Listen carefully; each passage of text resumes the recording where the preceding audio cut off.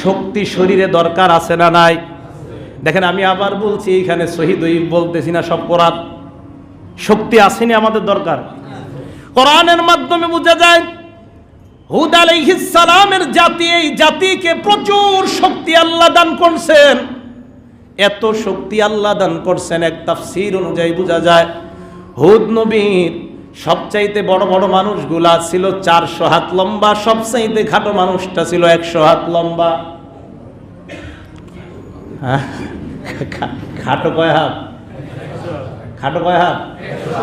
আরেক বর্ণনা আছে 60 হাত। আচ্ছা 60ই ধরি আমরা খাটোটা, 60 ধরলেও কি আপনার এটা যদি খাটো হয়? এই হুদ জাতি প্রচুর শক্তিশালী, এমন শক্তি পাথরের পাহাড় থেকে পাথর কেটে কেটে তারা ঘর বানাইতে পারতো, এত শক্তি তাদের। পাথর এইভাবে তারা নিজেরা হাতে দিয়ে আইনা পাথর দিয়ে ঘর বানাইতে পারতো। পাথর ভাঙা তাদের কাছে কোনো ব্যাপার না। এরা বলতো মান আশাদ্দু মিন্না কুওয়া, আমাদের চাইতে শক্তিশালী দুনিয়ায় আর কে আছে? হুদ নবী তাদেরকে বললেন, এ সম্প্রদায়, আল্লাহ আমার মাধ্যমে তোমাদেরকে জানায়া দেয় তোমাদের শরীরে যেই শক্তি আছে, যদি আল্লাহর কাছে তোমরা ক্ষমা চাও, মুসলমান হয়ে যাও, ইয়াজিদকুম কুওয়াতান ইলা কুওয়াতিকুম, বর্তমান তোমাদের শরীরে যেই শক্তি, ইস্তেগফার যদি তোমরা পাঠ করো, আল্লাহ পাক তোমাদের শরীরে আরো দ্বিগুণ শক্তি বাড়ায়া দিবেন।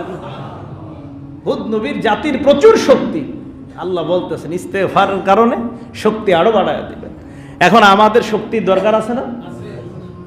শরীরটা দুর্বল বলি কি বলি না? কোরআনে বলতেছেন আস্তাগফিরুল্লাহ পড়েন, বাসে ভাল লাগতেছে না, শরীর দুর্বল দুর্বল লাগতেছে, আপনি 100 বার আস্তাগফিরুল্লাহ পড়েন, আল্লাহ শক্তি বাড়ায়া দিবেন। আমি আপনাদেরকে বলছি, বিশ্বাস করেন, আল্লাহ বলতেছেন আস্তাগফিরুল্লাহ পড়ো, আমি শক্তি বাড়ায়া দিব। তোমার শরীরে বর্তমানে যে পরিমাণ শক্তি, ইস্তেগফার পড়ো, এই শক্তির সাথে আমি আল্লাহ কুদরতি শক্তি দিয়ে ডাবল শক্তি দিয়ে রূপান্তরিত করব। তুমি ইস্তেগফার পড়েন, কোরআনের আয়াত।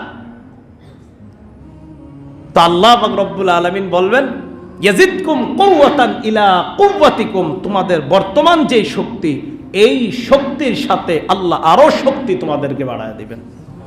তাহলে আমরা পড়ব না ইস্তেগফার ইনশাআল্লাহ? এরপরে আসেন, ইস্তেগফার সুন্নাতুল আম্বিয়া, নবীদের সিফাত। সুবহানাল্লাহ। ইস্তেগফার কাদের গুণ? আদম নবী বলেন রব্বানা যালামনা আনফুসানা ওয়া ইল্লাম তাগফির লানা ওয়া তারহামনা লানাকুনান্না মিনাল খাসিরিন। এ আমাদের রব, যালামনা আনফুসানা, মাবুদ আমার নিজের নফসের উপর জুলুম হয়ে গেছে। আদম নবীর শানে অনুবাদ আগেই বলছি, নবীদের শানে অনুবাদ করতে সাবধান। যালামনা আনফুসানা, জুলুম শব্দের অনুবাদটা আমরা করব না, কারণ একজন নবী, এই হযরতে আদম নবী বলে আল্লাহ আমার নফসের উপর অন্যায় হয়ে গেছে, তা আমরা বলবো হয়ে গেছে, জুলুম হয়ে গেছে বলবো নবীদের শানে। এরপরে বলতেছে ওয়াতারহামনা লানাকুনান্না মিনাল খাসিরিন, তুমি যদি মাফ না করো মাবুদ, তাহলে ক্ষতিগ্রস্তদের অন্তর্ভুক্ত হয়ে যাওয়ার আশঙ্কা একজন নবী বলেন। অথচ নবীদেরকে আল্লাহ এত শাস্তি কখনোই দিবেন না, অসম্ভব। এরপরে নবী কত ভয় পায়, আল্লাহর দরবারে ইস্তেগফার পাঠ করে। হযরত নূহ আলাইহিস সালাম সূরা নূহের 28 নম্বর আয়াতে আল্লাহ বলেন, নূহ নবী আল্লাহর দরবারে বলেন রব্বিগফিরলি, মাবুদ তুমি আমাকে ক্ষমা করো, ওয়ালি ওয়ালিদাইয়া, আমার পিতা মাতাকে তুমি ক্ষমা করো, ওয়ালিমান দাখালা বাইতিয়া মুমিনা, আল্লাহ আমার ঘরে অথবা এই মসজিদে যারা প্রবেশ করবে তাদেরকেও তুমি ক্ষমা করো। মুফাসসিরিনে কেরাম বলেন কিয়ামত পর্যন্ত এই মসজিদে আমরা যারা মুসল্লি আসব, আমাদের জন্য নূহ নবীর ওই দোয়া আল্লাহ কবুল করে নিবেন। কিয়ামত পর্যন্ত আমরা যারা মসজিদে আসবো, আমাদের নূহ নবী আমাদের জন্য দোয়া করছে, আল্লাহ মসজিদে যারা ঢুকবে এদেরকে তুমি মাফ করে দাও।